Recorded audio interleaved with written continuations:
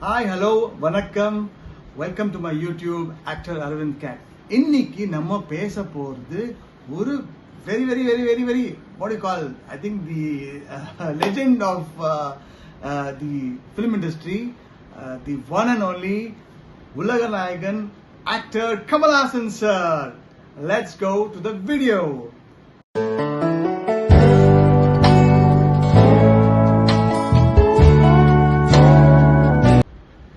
Hi hello and yes welcome back. இன்னைக்கு நான் சொன்ன மாதிரி நம்ம பத்மபூஷன் கமல்ஹாசன் சார் பற்றி பேச போகிறோம், உலக நாயகன் பற்றி.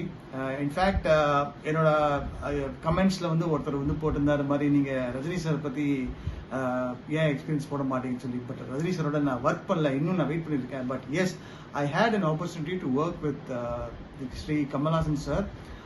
ஹேராம் படத்தில் ஹேராம் படம் வந்து பார்த்தீங்கன்னா ஆல்மோஸ்ட் ஒரு 25 இயர்ஸ் முன்னாடி வந்தது. அப்போது என்னோட கெரியரோட ஸ்டார்டிங்கில் நான் அந்த படத்தில் நடித்தேன். ஒரு சின்ன கேரக்டர், ஒரு ஸ்மால் குட்டியூண்டு ரோலு, ராஜா கூட நான் வருவேன். அதில் அந்த ஒரே ஒரு கேரக்டருக்காக நான் செலக்ட் ஆனேன். But very interesting to work with Kamal sir. ஏன்னா okay, let me just come back to you. Kamal சாரோட படமே பார்த்தீங்கன்னா டோட்டல் டிஃப்ரெண்ட்டாக இருக்கும். ஏன்னோ name any film of his, Anbe Sivam, இது இல்லை வாட் எவர் மூவிஸ், டிஃப்ரெண்ட்டாக ஏதோ ஒரு ரீசனோட பண்ணுவார். ஹேராம் படம் பார்த்தீங்கன்னா was based on Gandhiji's assassination. So அந்த ஸ்டோரி பேஸ் பண்ணி தான் அந்த ஃபுல்லாக போகுது. அதில் பார்த்தீங்கன்னா எல்லாம் பெரிய ஆக்டர்ஸ் நடிச்சிருக்காங்க. ஷாருக் கான் அதில் வந்து பார்த்தீங்கன்னா ஒரு நல்ல இம்பார்ட்டண்டான ரோல் பண்ணியிருக்காரு. அதில் ஷாருக் கான், விக்ரம் கோகலே சார், ஹேமமாலினி மேடம், அப்புறம் வந்து Girish Karnad and Om Puri, I think name Saurabh Shukla, one big artist எல்லாரும் பார்த்தீங்கன்னா அந்த படத்தில் நடிச்சிருக்காங்க. கமல் சாரோட ஒவ்வொரு கேரக்டர்லையும் ஒவ்வொரு என்ன சொல்றது, ஒரு டிஃப்ரெண்டான ஒரு ப்ரெசன்டேஷன் இருக்கு. ஒரு இதில் பார்த்தீங்கன்னா தாடியோட இருக்கார், ஒரு இதில் மீசோட இருக்கார், ஒரு இதில் க்ளீன் ஷேவாக இருக்காரு. ஸோ இதில் பார்த்து எஸ் அஃப்கோர்ஸ் நான் சொல்ல மறந்துட்டேன், the great the most prettiest Vasundhara Das அதில் நடிச்சிருக்காங்க. அண்ட் ராணி முகர்ஜியும் அதில் நடிச்சிருக்காங்க கெஸ்டா. ஸோ பல பெரிய ஆர்டிஸ்ட் வந்து அந்த படத்தில் நடிச்சிருக்காங்க. அண்ட் அஃப்கோர்ஸ் அதில் வந்து பார்த்தீங்கன்னா in fact the costume designs and everything was done by Sarika ma'am.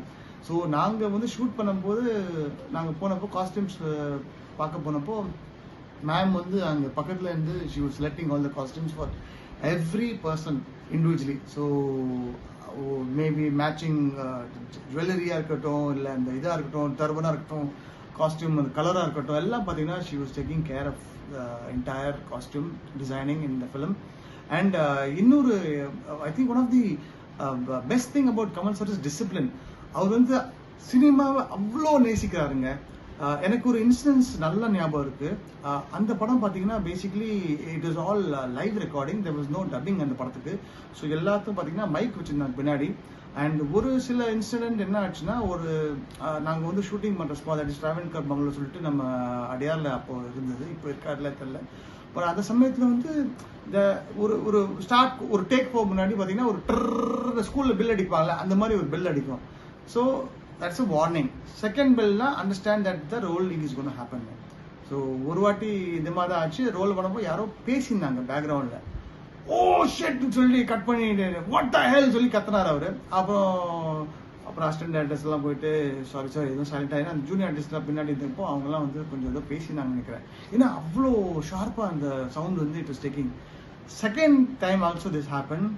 சாருக்கு வந்து அப்படி கோவம் பொங்கி வந்துச்சு. வெளியில கூட வாட்டா திட்டி விட்டி அடிச்சு கொண்டு மை செட் சொல்லிட்டு திட்டி விட்டாரு.